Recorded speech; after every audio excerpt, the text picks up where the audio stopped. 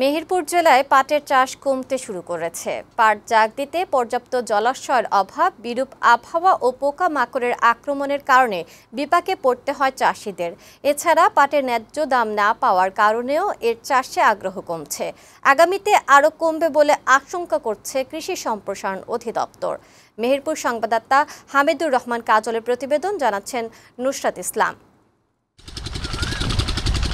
মেহেরপুর জেলায় দিন দিন পাটের আবাদ কমছে। এখানে উৎপাদিত পাট জাগ দেওয়ার জন্য নেই পর্যাপ্ত মুক্ত জলাশয়। খরা ও অনাবৃষ্টির ফলে বাধাগ্রস্ত হচ্ছে পাটের বৃদ্ধি। নানা রকম পোকামাকড়ের আক্রমণ তো রয়েছেই, তারপরও কষ্ট করে পাট আবাদ করে অধিকাংশ সময় কাঙ্ক্ষিত মূল্য না পাওয়ায় হতাশ পাট চাষিরা। ফলে কমেছে পাটের আবাদ, পরিবর্তে চাষ বাড়ছে সবজির। পাটেও খরচ বেশি, এখন নেবার খরচ 500 টাকা ধুইতে নিয়েছি, কি করে আমরা চাষ করবো, সেই জন্য আমরা পাট চাষ ছেড়ে দিচ্ছি। যদি অতিরিক্ত বনে 4 বিঘে 5 বিঘে বনে যায় তাহলে তো ঘর থেকে টাকা দেওয়া লাগবে।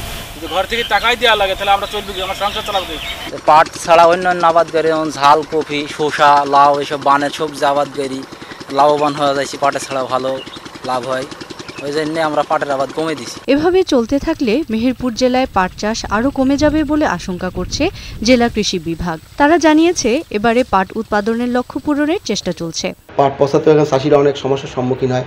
এখানে পাটের আবাদটা অতীতের তুলনায় বাড়বে কিনা সন্দেহ আছে, হয়তো ভবিষ্যতে কমে অন্য কোনো হাই ভ্যালু ক্রপের জমিগুলো যেতে পারে। মেহেরপুর জেলায় এবছর 22,000 হেক্টর জমিতে পাট চাষের লক্ষ্য থাকলেও আবাদ হয়েছে মাত্র 16,630 হেক্টর জমিতে।